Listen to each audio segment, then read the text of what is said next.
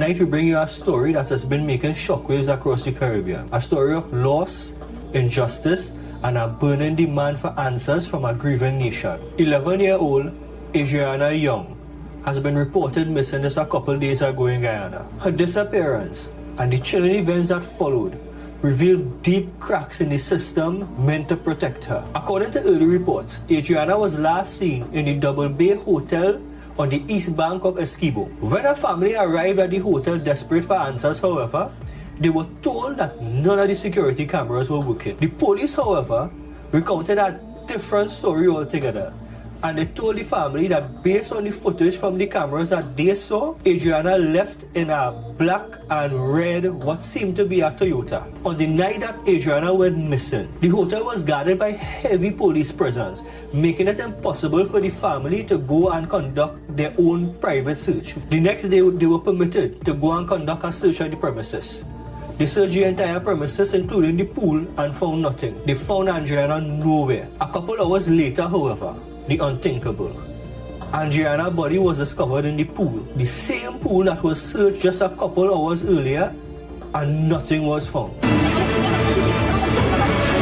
Reports from the scene describe horrifying signs. Cotton stuffed into her nose, bondage marks about her body as well as freezer burn, visible signs of violence, and rigor mortis setting in while she was in a standing position, suggesting that she may have been restrained or even frozen before being placed into the pool. But as the public demanded more and more answers, disturbing new footage started to just pop up online. In a now viral video circulating online, a man believed to be the hotel owner can be seen descending from a room which is said to be the very room that Adrianna was last seen in. His jeans visibly soaked, like just from below the knee, just above the ankle down.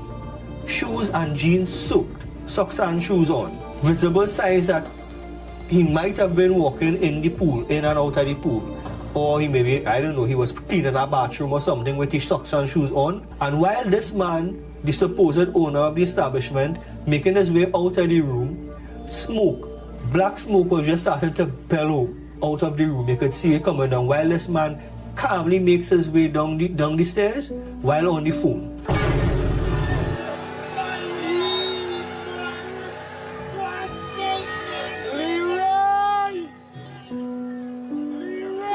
Eyewitnesses claim that it wasn't the villagers who set fire to the building.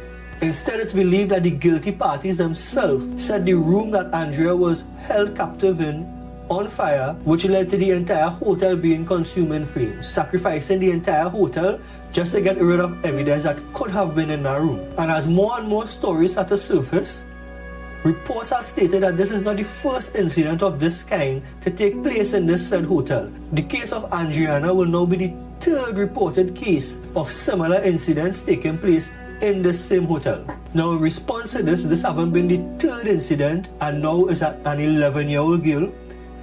Villagers took matters into their own hands and they stormed the hotel and they started to riot. They started destroying the building, and after the room caught ablaze, they then went to the home of the hotel owner and set his residence as well on fire, ultimately reducing both the hotel and his residence to ashes. President Irfaan Ali promptly addressed the nation and offered his condolences to the family and all those who were affected by the recent discovery, and has since launched an immediate and comprehensive investigation into the matter.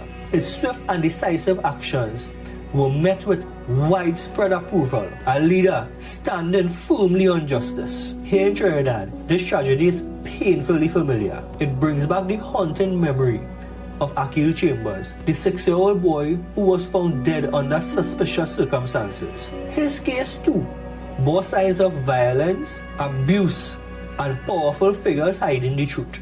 But unlike the Guyanese people, we in Trinidad are a little too docile, and we didn't stand up and fight and demand for justice in the way that the Guyanese people are doing right now. And so, Akil's case remains a scar, a wound that has never been healed, because it has never been properly fought for. Today, as we watch the people of Guyana refuse to be silenced, we must reflect on the cause of our own silence. We must acknowledge the stark difference in leadership as well. President Ali's timely and firm response stands as an example of what true governance, leadership and responsibility should look like, something Akil Chambers never received. Justice delayed is justice denied. And in our Caribbean nations, we can no longer afford the price of delay, of silence, of fear. We owe it to Adrianna, we owe it to Akil, and we owe it to all other children who didn't have their voices heard when they needed it heard the most. This is not the end of Adrianna's story. The world is watching,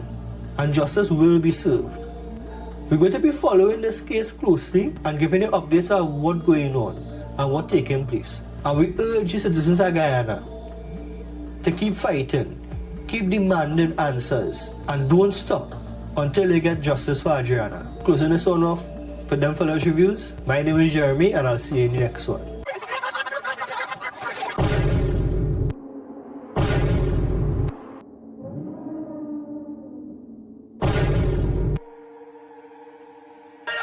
Everything I want to fucking up. We failure.